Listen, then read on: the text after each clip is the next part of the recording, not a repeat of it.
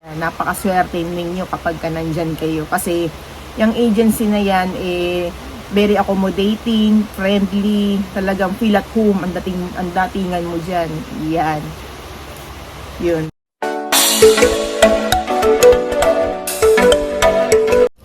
Hi mga kaswisi! So nagbabalik po ako ulit sa aking YouTube channel. Ayan. So nandito na naman tayo sa ating episode for today mga kaswisi.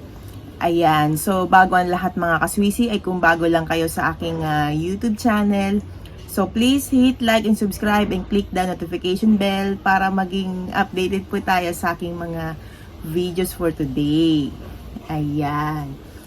So ang pag-uusapan natin ngayon mga kaswisi ay kung ano nga ba ang ipapagawa sa iyo kapag nasa agency ka na sa bansang Malaysia. Ayan. Siyempre, tayo ay nakapag-flight na no, from Manila to Malaysia. Ayan.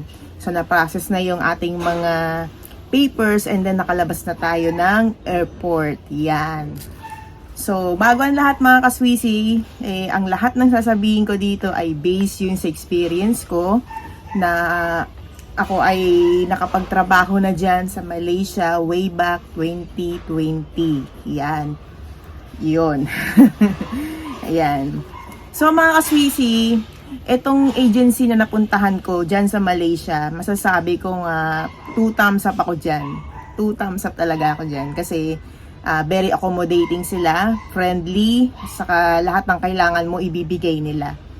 Siyempre, ang agency na to ay sumusunod sila sa rules and regulations, policies at batas ng Malaysia. Yan.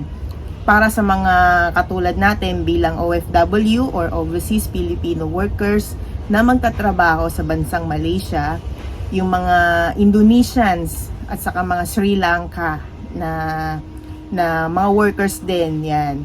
Kumbaga, itong agency na to ay sumusunod sa talagang rules and regulations ng mga bansa na to. Kasama na tayo doon. Yan. Yun. So, syempre, nung natapos na yung pagpaprocess, so nakasakay na tayo ng Grab or taxi dyan sa airport, no, papunta na sa agency. It takes 1 hour and 30 minutes mula sa KLIA 2 kung saan tayo nanggaling, papunta na doon sa agency natin. Yan. So, ang agency ko dyan ay ito, Sri Idola. Yan. Yung Sri Idola na yan talagang masasabi ko very accommodating talaga. Talagang may pagmamalaki ko ang agency na yan. Yan. Lalo na yan si Ma'am Ann. Yan. Kung na-meet nyo na siya, mamimit nyo siya, ganyan. Yan. Siya yung pinakamabait na agent na nakilala ko. Yan. Friendly siya. Yan. Yun. So, syempre, siya yung mag-entertain sa atin lahat. Yan.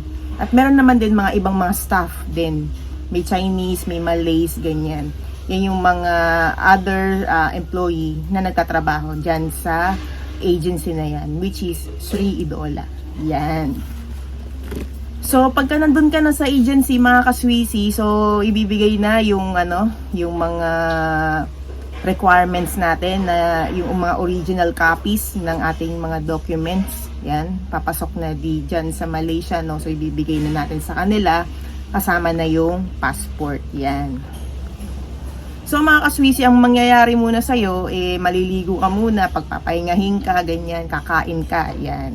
Kasi may mga naunang mga workers doon na nag-stay pa or either pauwi na ng Pilipinas o ng Indonesia, ganyan. Kasi ano yan meron kang may encounter ng mga Indonesians, mga Sri Lankan, ganyan. Saka katulad natin, Pinay na naghihintay doon or either pauwi na, ganyan. So wala naman silang gagawin kundi syempre maglilinis, ganyan, magluluto, ganyan, magugas ng pinggan, maglalaban ng damit, ganyan. Sa madaling salita abang naghihintay tayo, so ganun ang usually mangyayari sa atin, 'di ba? So since na tayo ay kararating lang natin galing sa airport, so yun muna yung mga usually gagawin. Pagpapahingayin ka muna, maliligo ka muna, then kakain ka, yan. Sila magsaserve sa iyo, ganyan. Yun. So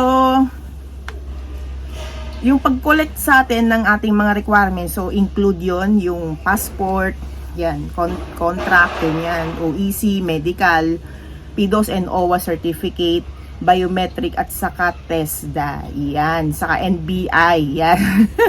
Kung ano pa yung mga hindi ko pa nasama yon, so pasama na siya. So kailangan bago natin ibigay sa kanila mga kaswisi, so kailangan natin picturean lahat yon para magkaroon tayo ng soft copy about sa documents na to, para naman may kopya tayo at the same time magkaroon din ng kopya yung ating mga pamilya sa Pilipinas, mai-print nila, ganyan. So katunayan lang na meron talaga tayong kontrata at magtatrabaho tayo sa bansang Malaysia, yan, or either kahit sampang bansa pa, yun. So after that mga kaswisi, so nakapagpahinga ka na, nakaligo ka na, nakakain ka na, so ang gagawin dyan may dala kang luggage, di ba? Ang luggage natin is about up to 20 kilos ang ating luggage, yan. Ano yan maximum na yun. Pag nag-excess ka doon, so magbabayad ka.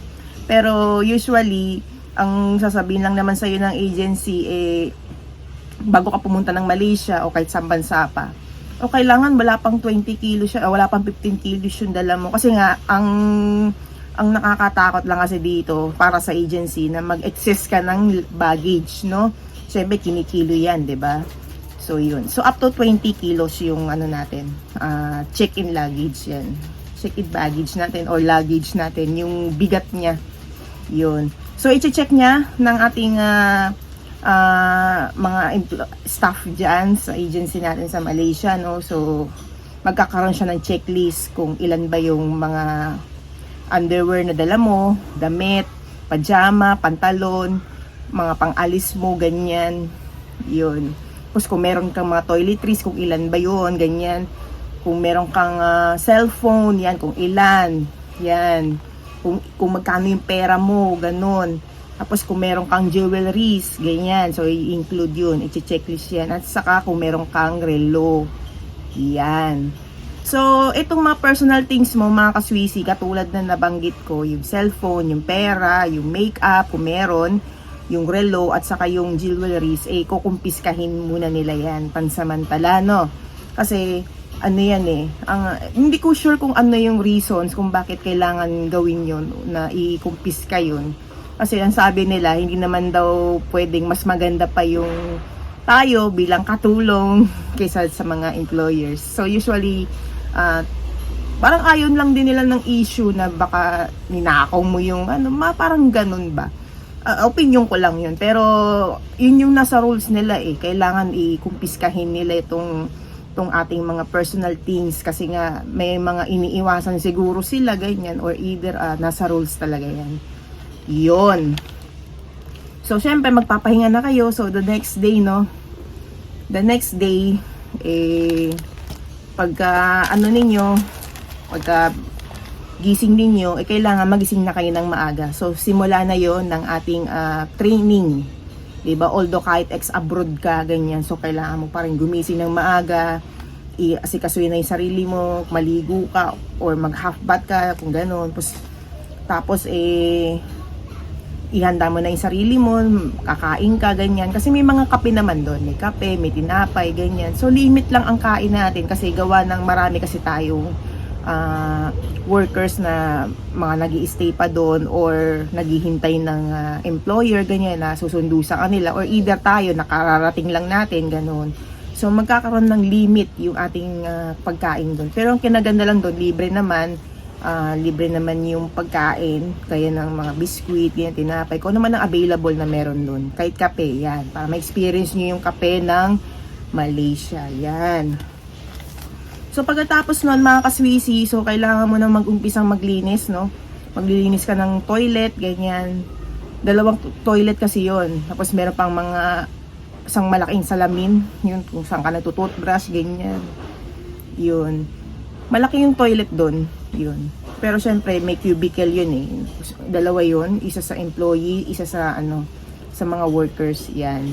Gaya na nasabi ko doon sa una kong video, huwag ka na magtaka na ang bowl ay nasa sahig kasi ganun ang meron sa Malaysia, yan. Sa airport pala makikita mo na yun makikita mo rin naman yan sa agency. Kasi ganun talaga ang meron sa Malaysia.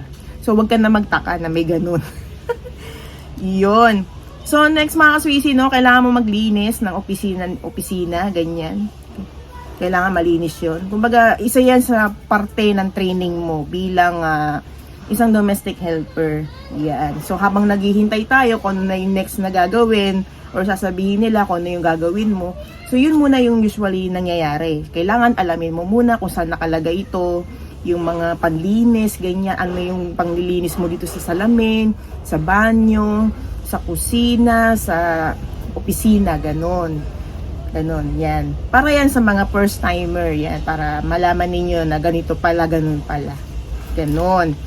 So, next mga kaswisi, no, pagkatapos mo maglinis ng toilet, so papasok na yung mga, mga employees, yan. So, syempre, alam ko ang pasok nila mga nasa 8 o'clock o 8:30 or 9 o'clock, yan, mga ganyan. So, kailangan, bago sila dumating, itapos na lahat. Ganon. So, may makikita ka doon sa, na yon sa agency, meron kasi doon mga, parang, nagre-refresh yung natin, yung paano yung bed settings, ganyan, kung paano mo gamitin yung steam iron, ganyan, mamamalansya ka doon, magwawalis ka, ganyan, magte-training ka doon, yun yung pinaka-training mo yan, pa-isa-isa kayo yan, dalawa kayo yan, paano yung mga bed settings, ganyan. Although, masasabi natin na hindi naman usually yun nangyayari kasi nga depende sa bansang pupuntahan at depende sa amo, sa employer, kung anong klaseng higaan ba yung hihigaan nila, ganun. Yun. Pero usually na kailangan natin gawin yun kasi nga isa yan, parte yan ng policy ng kanilang ng company na to, which is yung agency na ito. Yun. So, syempre, kailangan natin gawin yung maglaba, ganyan. Kung kinakailangan maglaba ka, ganyan. Magluto, maglinis, ganyan. Para naman hindi masayang yung oras natin. Kasi nga, kailangan maging tayo dito. Make yourself busy nga, ika nga. Ganun yung quote, ganyan. Para sa atin. Kailangan maging busy tayo, ganyan. Para hindi tayo kahit paano, mainip, ganyan. Kasi mabilis naman yung oras kapag meron kang ginagawa, mga kaswisi. Yan. So, syempre, pagka sinabihan ka na nila na ng ating mga taga-agency na meron tayong orientation, ganyan. So, sa orientation na to, mga kaswisi, merong mga briefing, no, about sa Malaysia. Ano ba yung mga klaseng mga bahay na meron sila, ganyan. Para hindi ka na magulat, ganyan, ano yung mga tradisyon, mga tourist spots, ganyan. Tapos yung mga usually pagkain, ganyan. So, depende sa nationality. Yan. So, meron akong video about dyan, no. So, panoorin nyo na lang. Yan. Para naman ma-discuss natin ng mas mabuti kung ano nga ba ito, ganyan, ganyan. Ganon. So, pagkatapos niyan, syempre, may mga pipirmahan kayo dyan na ang passport ay natin yan, i-surrender natin sa kanila. Hindi natin usually hinahawakan yan.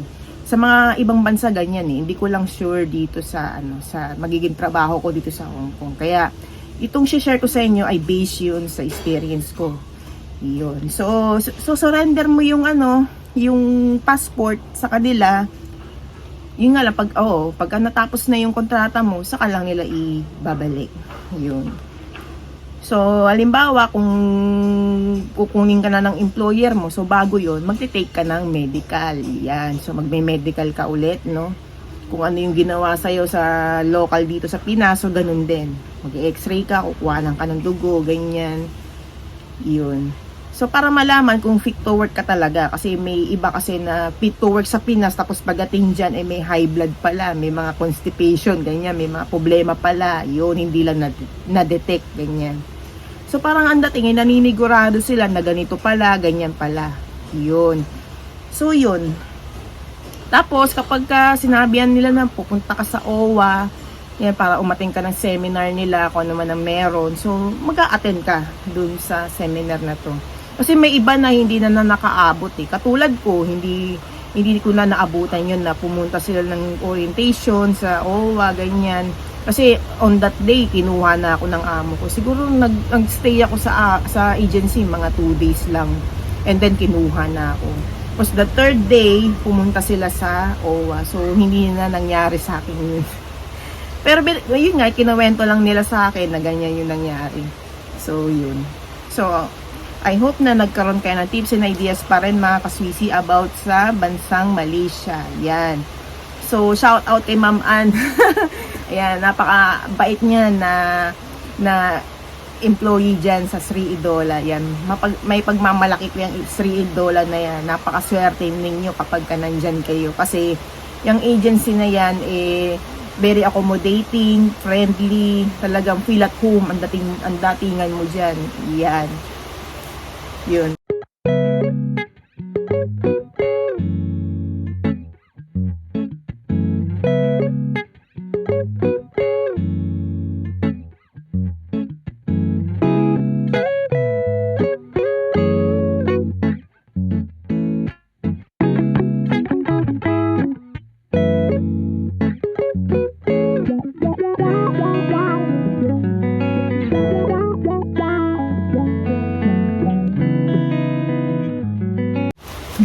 Saka talagang kung may kailangan kayo, meron kayong mga clarification, verification, may mga sila lang din ang makakatulong sa inyo. Dahil yan, tutulong talaga yan sa inyo. Yun lang. So, hanggang dito na lang ako mga kaswisi. Bye! Thank you! Thank you mga kaswisi!